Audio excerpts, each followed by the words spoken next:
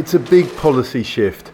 The United States is now allowing Ukraine to use the weapons it's providing to attack targets on Russian soil. That's something it had banned since the war started. It's still imposed restrictions. US weapons can only be used to strike the other side of the border from the Kharkiv region in northeastern Ukraine. Over the past few weeks, Ukraine came to us and asked for the authorization to use weapons that we're providing to defend against this aggression, including against Russian forces that are massing on the Russian side of the border and then attacking into Ukraine. That went right to the president, and as you've heard, he's approved the use of our weapons for that purpose. Going forward, we'll continue to do what we've been doing, which is, as necessary, adapt and adjust.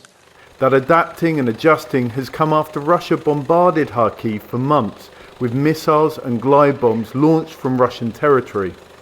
And when Russian troops crossed the border in May in a ground offensive that's captured more than 200 square kilometers of territory, President Zelensky told allies that Ukraine needed to be able to stop the attacks at source. We can see the places where the arms are. Even from reconnaissance, you can get maps, satellite images. But we cannot respond, and I think that's unfair.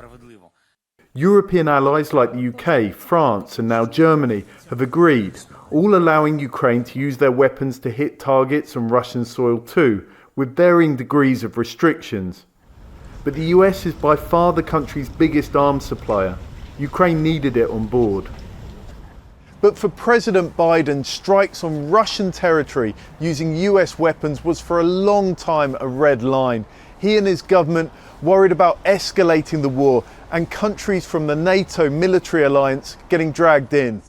President Vladimir Putin, speaking on Tuesday before the announcement, warned precisely of that. Representatives of NATO countries, especially in Europe, especially in small countries, they should be aware of what they're playing with. Before talking about striking Russian territory in general, this constant escalation can lead to serious consequences.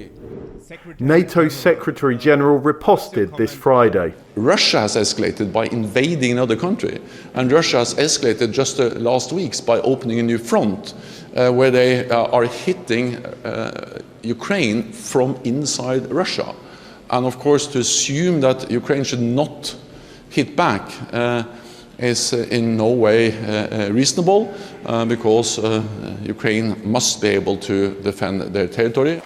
Ukraine's allies will be aware they're walking a tightrope between supporting the country's right to defend itself and a much wider conflict. John Holman, Al Jazeera, Kyiv. Make sure to subscribe to our channel to get the latest news from Al Jazeera.